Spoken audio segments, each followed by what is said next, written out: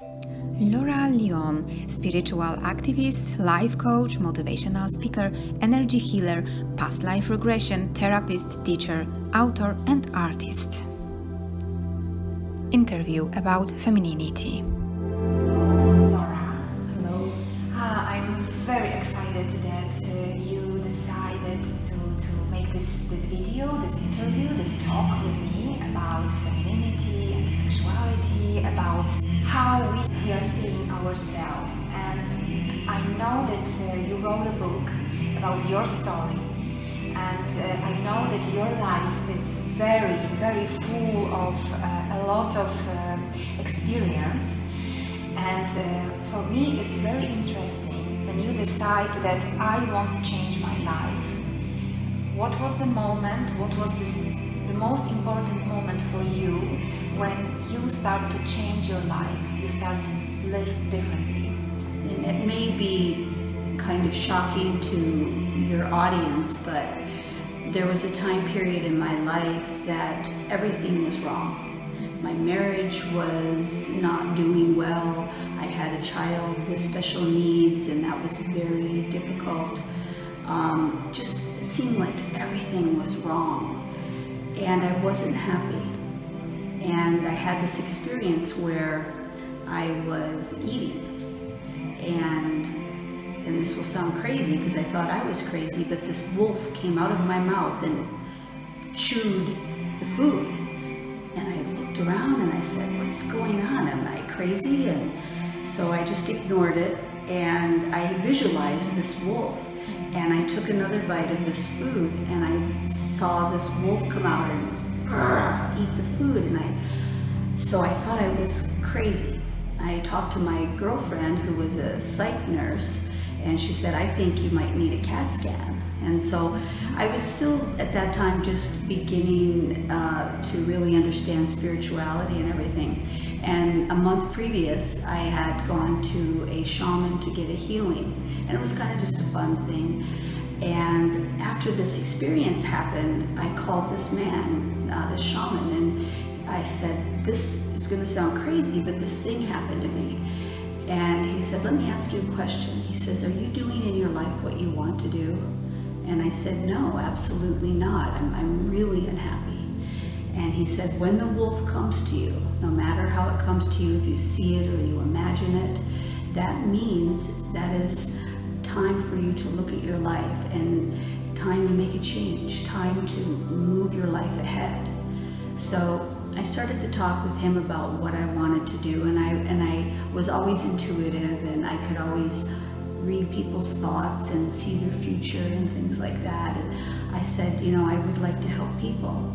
And he said, you know, I said, I always have a lot of friends come to me and I give them advice, and I intuitively know how to help them. And he said, well, have you ever thought about being a healer? And I said, yeah, I think I am a healer. And I said, I would like to start doing that. And he said, well, he goes, any place that you go, you're going to be certified. You have to be certified, go through training and get your certification. And I said, well, how do I do that? He said, well, I'm a shaman, an energy healer, and you know, I could teach you. So I ended up going to him, and I studied with him for a year, every week for a year, and it changed my life. I learned how to meditate. I learned about energy. I learned about the universe and what we're all about, why we're here. And during that time period, miraculous things happened. I started to see insights to my life, and I really started to change my life, understanding that everything that comes to us, all the challenges, are lessons. And we put them there before we come into this body. We say, this is how much I want to grow, and these are how many lessons I want. So it's a correlation of lessons and growth. So I started studying with him, and during my first few months I developed stage 3 breast cancer. And for me, it didn't upset me. It was something that I knew was a lesson, and basically I just powered through it, did what I had to do, did all the treatments, and continued my education in spiritualism. You said that this symbolic wolf This is a symbol of change. Yes. If you see the wolf, it's something like symbolic. Well, according to, and this is American Indian, their belief systems are that animals are medicine. So that if you see a butterfly, it's a totem, that butterflies have a certain meaning. Before I came, the day before I was to fly out to Poland, I sat down in my kitchen, and out on my front lawn appeared about 30 or 40 black crows.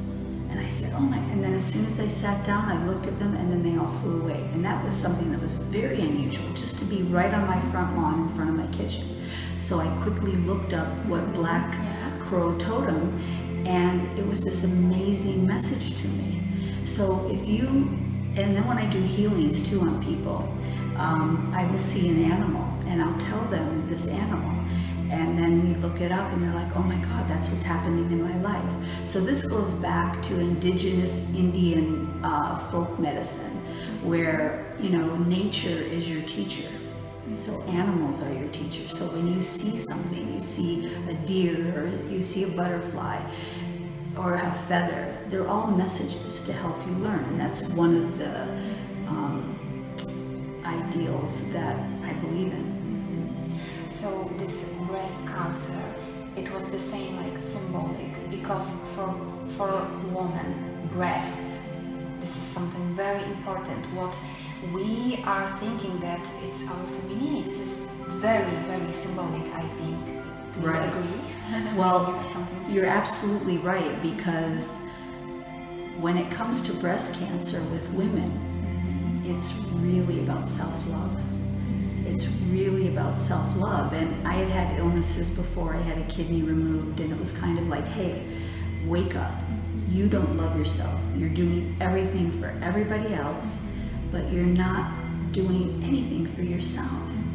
And I would think that people thought about themselves first. They were selfish. You're not selfish. You have to nurture and love your spirit, and then you can help nurture and love everybody else. So when I got breast cancer, my teacher said, well, what do you think this is? And I said, well, I think it's about me loving myself and putting myself first. And it absolutely was. It absolutely was a lesson. And I changed. And I started to take time for myself. I started to meditate, and I started to change. And in the beginning, my family was very, kind of not happy with who I was becoming. You know, the husband that I wasn't getting along with was kind of, but eventually everybody got on board. And as I raised my vibration and I started to love myself, everybody around me started to raise their vibration as well. And you are healthy now. I'm absolutely healthy.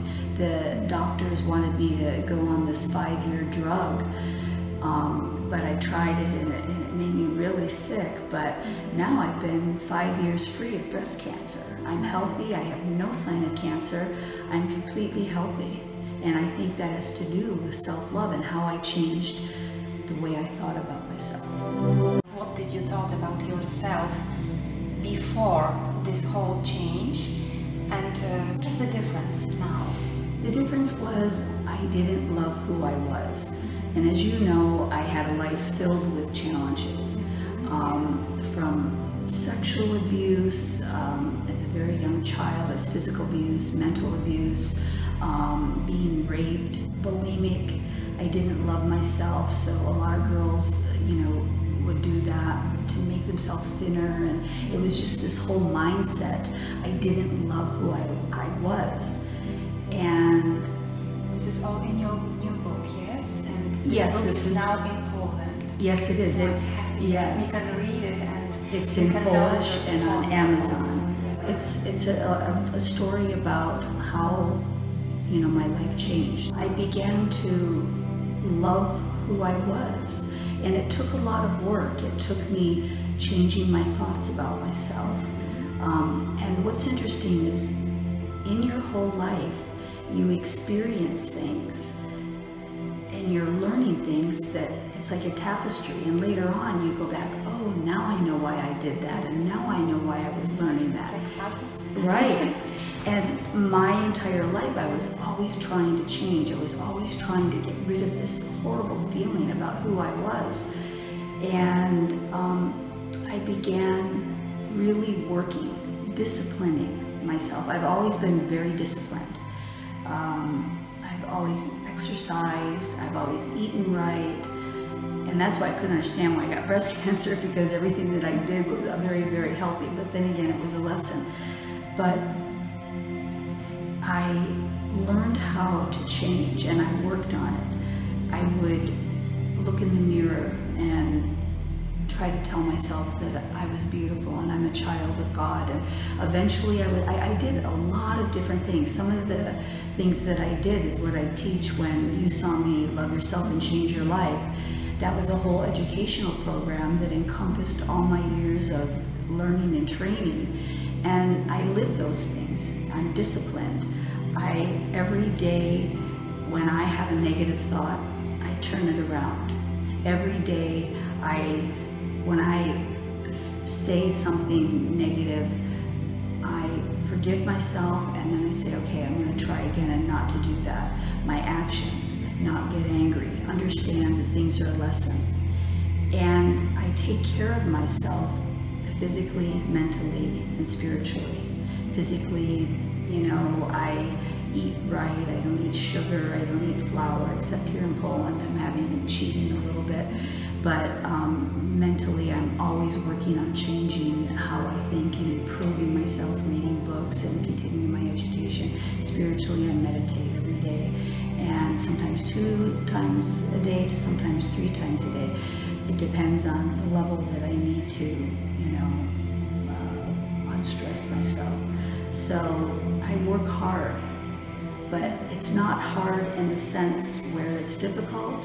I work doing what I love, and I love taking care of myself now, and I do put myself, I still love my family, and I have a disabled child. I still take care of him and do everything that I have to do, but I start to get kind of cranky if I don't take care of myself. And even my son will go, meditate, because he knows if I'm getting a little frustrated with him, and I go and meditate. So I take care of myself now. And one of the challenges that I've had and that I'm working on, because we never start improving or working on ourselves until we die. The lessons are always there. When we die, obviously we leave this physical realm, but we never stop having lessons. One of my big lessons now is aging and seeing... Like for all of us. Yes. And that's one of the things that is so important, because loving yourself is accepting exactly who you are. Women that are older are beautiful. There's, we all have, unfortunately the way society is and social media and everything, it's really difficult to live up to the expectations. It's a very big tension, especially for a woman. Yeah, especially because for... we have to be young all the time. We have to have our 20 years old. And our society dictates that. Many men divorce their wives and go with somebody 20, 30 years younger because... Surgeries and everything. Yeah. And I'm not to say I'm against surgery. I'm for whatever makes you feel good. But I want to learn to love aging gracefully. And it is difficult, I have to admit. It is, seeing wrinkles and going in the mirror and pulling my cheeks back so that I look like I did when I was younger. And I'm still working on that. But it's a continual thing that I have to work at. You're seeing you as a woman. Is it changed? Yes. Before and after this aha moment, this all change? It has, because now I appreciate who I am as far as being a person. I know I'm an excellent mother. I know I'm an excellent wife. I know I'm an excellent friend. I know I'm an excellent teacher. All of those things I know, give me value. And like even the way I'm dressed is completely different. When I was younger, I had this mentality about being sexy and what sexy was. And it was short skirts, lots of makeup, big hair. And, you know, I was this peacock thinking that that's going to bring me love. And, you know, and instead it brought me the wrong type of person. It didn't bring the person that I wanted, that loved me for who I was, for exactly who I was when I woke up in the morning, you know, and had my hair all messed up and bad breath. And, you know, that's the person that you want in your life, that loves you without makeup. And, you know, obviously I have makeup on today, I want to look nice, but the people that you want in your life love you for exactly who you are. And that's who you have to love you for, exactly who you are. No matter if you're heavy, no matter if you're tall, no matter if you have thin hair, no matter what it is that you don't like about yourself, look beyond that and find that love. And doing that, you have to change the way you think. You have to change this computer in your head. You have to start, when those thoughts come in, stop yourself and say, no, you know what? I'm an awesome person. And it's difficult to do for women. It really is difficult to do, but it's a constant education for ourselves. We're constantly working on it in a good way. Yes. Sometimes when I'm talking with some friends, women, yeah, they are saying, oh my God, but it's such a hard work. And I'm saying, no, it's not hard work. It's beautiful work when you start to see yourself differently, when you start to feel good with yourself. It's such an amazing feeling that you will see that it's very worth it.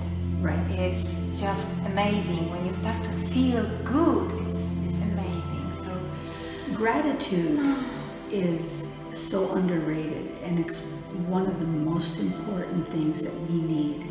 Gratitude. It's like the law of attraction for you. When you're grateful for exactly what you have, everything comes to you. And you don't do it for that reason, but there's always going to be people that are greater and people that are lesser.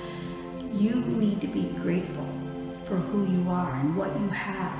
And it doesn't mean you don't want more, but it means being happy and grateful for exactly right now. That helps. Working on your mind, meditation, that helps. Improving yourself, always educating yourself. Those are the things that make you love yourself. And it's not work, it's exciting. I have a question about this relationship with the woman, with the man. Because you said that sexuality, that when you are sexy, sometimes I look at a woman, which I think that she had very small breasts. She's without makeup. She's in some sport, like sport leggings, looking like every day, you know? And I look at her and she has something and I say, wow, she's so sexy. It's amazing because she's not like a doll, you know, this ideal woman, which is today's idea. We don't understand this X element in us. Why we don't understand it, that it's something small. That X element is called confidence. And what do we have confidence? Is it confidence when you have the makeup and the big boobs and all of that? That's a certain type of confidence, but that's an empty type of confidence. A lot of actresses are very unhappy, but they're gorgeous. Yeah. And you know that. You see women that are gorgeous, but yet they're empty. And it's simply that attraction that you see is confidence. And confidence is self-love. Being secure in who you are, knowing who you are, and loving it. You know, I used to think that I was garbage and that I would pull all these things, I would see all of these diamonds and rubies, and I would say, well, I want that and I want that. But what I was this diamond. So I thought that I was dirt, but inside was this diamond. And all I had to do was get rid of all of the dirt around it, wash it off, and there I was. My thought of a diamond is happiness and being at peace and loving who you are, having that confidence. That's a diamond. And not worrying about having a man in your life every minute. You know, when you are whole, everything comes to you. When you are at peace, doing what you want to do, taking care of yourself and your family, and if you're not married, it will come to you when you love yourself. And you don't constantly have to have a man to fulfill you, because a man will never fulfill you. Children won't fulfill you. A man will not fulfill you. A friend will not fulfill you. Temporarily, they're going to make you feel good, but it will never fill that hole in your heart. Only you can do that. And women do that. They think, I need a man to make me feel good. I have a client that she's a younger girl, about 20, 30 years younger than her husband, and he's very wealthy. And she's beautiful, but she's devastated inside because she always has to be pretty. She always has to be on. She always has to be this Barbie that you talk about. And she's so unhappy. She has everything that women want. Oh, she has all the money, all the clothes, designer this, designer that. But inside, she's devastated. This is very hard, to be always ideal. No, she says, if I'm sick, I have to be up. If I'm tired, I have to be up. I have to be that woman that he wants. Be the woman you want to be, and trust that the universe will provide. Before you came into this life, you chose what is going to happen to you. Have faith that you know that you are elevated spiritually enough to know that you're going to have good things for you. And if you can't see it now, it's like trying to quit smoking, and it gets hardest right before you don't need them anymore. But that point when it's the hardest is when people give up. So you don't need anything but yourself. And when you love yourself and you feel good about yourself and you feel content being alone, you know, cuddling up on a rainy day with a good book and pulling the covers on, lighting a fire, and enjoying your own time, making some nice tea and just sitting there, doing what you want, feeling how you feel. There's nothing like it. And that's what confidence is. And that's what is attractive. Yeah, all the makeup and all of that stuff is attractive to some people, like that client's husband, but it's empty. He doesn't fulfill her. All he wants is that trophy right there.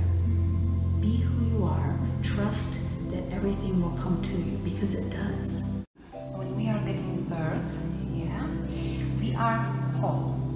We have everything. We are this diamond. And why, I'm thinking, why we have this wrong program in our head that we have to do this, you know, this cleaning to see this diamond. Why it is like that? We carry a lot of energy with us. We carry energy from our childhood all the way up to who we are now. And there have been studies done that we've heard the word no 18 million times. No, don't do this. No, you're wrong. Don't do this. And so we start to doubt who we are. Yes. That stays with you. And then additionally, you have all of the energy that you carry with you from past lives. That's my belief system, that we carry this energy. So as soon as you're born, you are as close to pure as you can get. But your upbringing, parents, and all of that other stuff puts all of this negative energy onto you. And you have to work on fighting that and releasing it. And I shouldn't say fighting, but you have to work on getting rid of that energy. But what is the reason? Why do we have to do this? Why this life is so complicated? Well, this gets really deep and very spiritual. You know, we're an evolving race of humans. We're evolving humans, evolving beings is what I'm trying to say. And when you evolve, you're growing. And what I know and what I believe is that the human race, being an evolving race of beings, every time that we grow, we create love. So as we grow and as we raise our vibration, we're creating love, and that's what our purpose is, to be. Before we even start, we're up in the divine. We live out there. Our spirit, our soul is pure. We are part of God. God lives in us. This shell is just an encasement with the purpose of evolution. So we are designed to evolve. And when we evolve, when we raise our vibration, it creates love, and it's a balance for the earth, it's a balance for the universe. So our agreement to come down and to be an evolving being is part of our agreement to help raise the vibration of the universe, create love. Every time you change, you create love. Every time you raise your vibration, you create love, and that is your goal when you come into a body. Remember we talked about, I'm going to have this many challenges so I can raise my vibration this much. That's what we do. We live in the divine, and then we come into this human existence for several different reasons. We come in to help change the world, the universe. We come in to experience it again. It's kind of like going to a movie and getting those emotions. Sometimes we want to experience again. Sometimes we come in as an army of healers and light workers to help raise the vibration. It depends on what the individual soul, why they come back into this human existence. But the existence of being a human is to help raise the vibration. So life isn't hard when you understand that it's like school, going to university, and you chose it. I chose all the things. When I realized that I chose everything in my life, the abuse, the illness, everything, when I realized that I chose that, look at a tree. And when a tree grows and you put manure on a tree to fertilize it, that's what all the challenges are. They are manure to help you grow. So every time something happens bad, just think of, I'm being shitted on. The universe is shitting on me. Actually, it's a good thing because it's fertilizing me. Every trial, every tribulation is a stepping stone to the divine. So every challenge is helping you grow and grow and grow. So if you look at why is life so hard, it's how you look at it. If you step back and say, you know what, this is a lesson. So I'm going to understand the lesson. I'm going to turn around my thinking and say, you know what, this is great. Because I'm growing. I'm becoming more confident. I'm becoming more beautiful. I'm getting closer to who I actually am, part of God, part of the divine. So it's not work, it's just changing the way you think of it. Changing the perspective. Exactly. Humans think you have to have pain to grow, and that is absolutely false. You don't have to have pain. For example, my son is dying. He's 23 years old, he has stage 4 cirrhosis, and he is dying. We don't know if he'll make it through the end of the year. He was diagnosed 3 years ago, actually earlier than that. And he's very sick. It was a challenge for me to even come to Poland because I worried, which, you know, I had to sit back and say, what are you being anxious about? Because you have to live in the moment. So my son is sick and I know he's dying, I have a choice every day to be sad and mourn and cry, and, oh my God, poor me, and instead, yes, and it makes it difficult.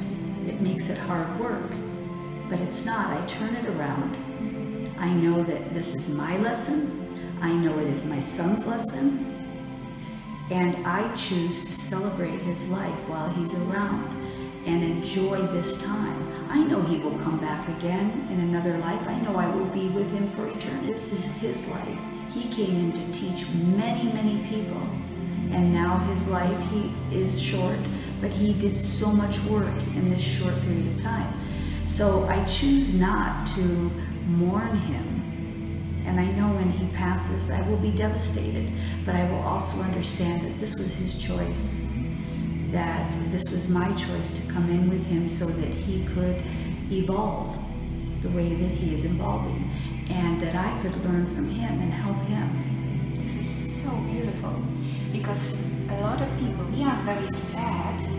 We are putting this vibration that everything will go wrong. Exactly. Everything. Exactly. And I start to think that we are like putting the food to this. Feeding it. Yeah, we are feeding this bad Energy. Exactly. We have to change this.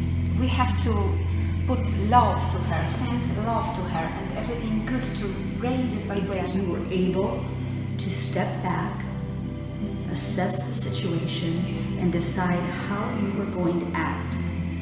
And every day when we get out of bed, we have, and you know, my husband used to say this to me all the time, and I'd wake up and this was before, and I'd be tired and I'd be cranky, and having a disabled son was excruciatingly difficult. And he'd say, every day you have a choice to be happy or sad. And I'd be like, oh yeah, because he'd go off to work and I'd be at home dealing with it all. But he was so right. Every day you have that choice. And an example of this is when, so say that you wake up in the morning and you're late for your work and you're rushing and you put your makeup on and your mascara is all over the place, and all the time when you're rushing and you're stressed, you mess up on your makeup, right? Everything's wrong. Everything is wrong. You get in your car, somebody almost hits you, you know, give them the finger, get out of here, and then you go to work and you're stressed and your boss is yelling at you. And so when you're in a good mood, and you're off on a Saturday and you're driving and the sun is out and it's a beautiful day, everything is good. Somebody lets you pass, thank you, and so it's your mood. That dictates how you are going to be, and that's why meditation is so important. You know, to calm yourself, to connect to God, to connect to the divine and pull down that love for yourself. So maybe you can say 3 things which you recommend for every woman, what she can do to start loving herself. 3 the most important things for you. The first most important thing is to meditate. Don't be fearful of it. Find a teacher, go on YouTube, find a meditation for 20 minutes, connecting you to the divine, connecting you to Mother Earth, balancing your energy through chakras. Meditation is vital. All of these movie stars, all of the successful people, they meditate every day. They're not wrong. Second thing is to start changing your thoughts. When you have those negative thoughts about yourself, stop. Stop yourself. And turn it around and say, you know what? I may look fat in these clothes today, that's my thought, but that's old. I am a good person, I'm a good friend, I'm a good mother. So change your thoughts. And then make small goals for yourself. Don't make huge goals, like I'm gonna go to the gym every day and work out. Start out small so that you can be successful. And then if you fail, don't berate yourself more.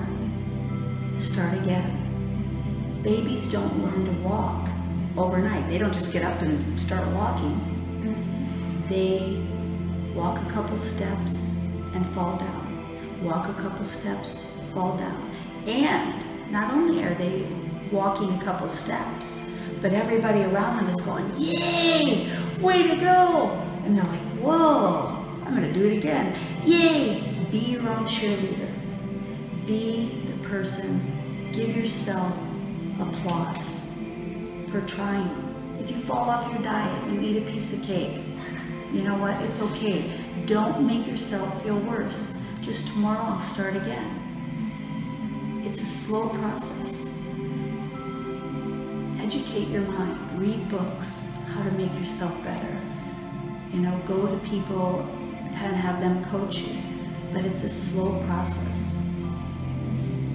That's how you love yourself. That's how you make a change. Thank you very much. You're welcome. Thank you very much. It was great. Good. All right. Yes.